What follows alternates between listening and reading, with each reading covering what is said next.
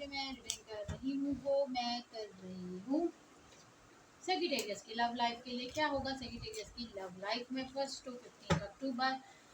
कहाँ जा रहा है आपका relationship? Clarify the tower, clarify the ace of pentacles, clarify the ten of swords. Okay.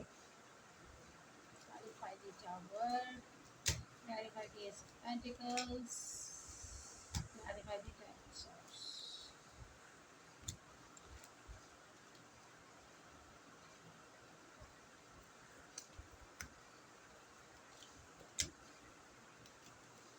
तो जनाब यहाँ पे बड़ी क्लियरिटी आ गई है मेरे पास। देखिए फर्स्ट कार्ड जो हमें बता रहा है वो ये बता रहा है कि यहाँ पर मामला आपके लव रिलेशनशिप ज़्यादा अच्छे नहीं हैं, ठीक है।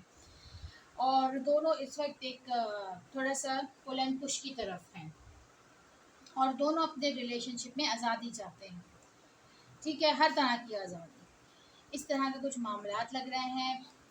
फिर हमारे पास कुछ नेक्स्ट कार्ड जो हैं, देखिए यहाँ पर कोई किसी को कुछ ऑफर कर रहा है, कोई किसी को कुछ बताने की कोशिश कर रहा है, लेकिन सामने वाला उस ऑफर को एक्सेप्ट नहीं कर रहा या उस चीज़ को अंडरस्टैंड नहीं कर रहा, ठीक है। इसकी वजह से चीज़ें थोड़ी सी अप एंड डाउन हो सकती हैं, ठीक है। यहाँ पर एक और बात ये हो सकती है कि दोनों में से कोई इंसान किसी चीज़ को सरेंडर करे, सरेंडर इन दैट सेंस के अंडरस्टैंड करे कि जो सामने वाला कह रहा है वो ठीक है, ओके मैं झुक जाता हूँ, मैं इस चीज़ को एक्सेप्ट कर लेता हूँ या कर लेती हूँ, ठीक है।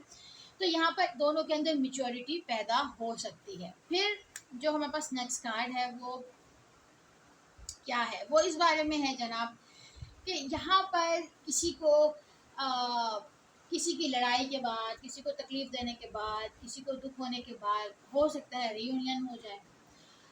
ये हो सकता है कि कोई किसी को छोड़ के शादी भी कर सकता है, कोई किसी को छोड़ के किसी और की तरफ भी जा सकता है, और ये भी हो सकता है कि यहाँ पर आ,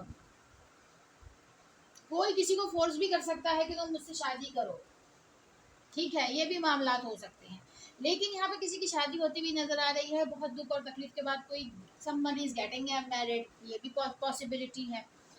और लेकिन कहीं ना कहीं एक फैक्टर वो भी है जहाँ पे थोड़ी सी कंफ्यूजन है, एक तरफ खुशी भी है तो कहीं ना कहीं कोई कोई सेक्रेटेरियस अपसेट भी हो सकते हैं, कोई खुश भी हो सकता है, कोई अपसेट भी हो सकता है किसी और वजह से। तो बहुत ज़्यादा गहराई में सोचने की समझने की ज़रूरत है और कोई बहुत सोच समझ भी रहा है। ओके जनाब, अब हम देखते हैं आपके लिए एक लव कार्ड क्या कहते हैं। Addiction, codependent relationship, control relationship, obsession.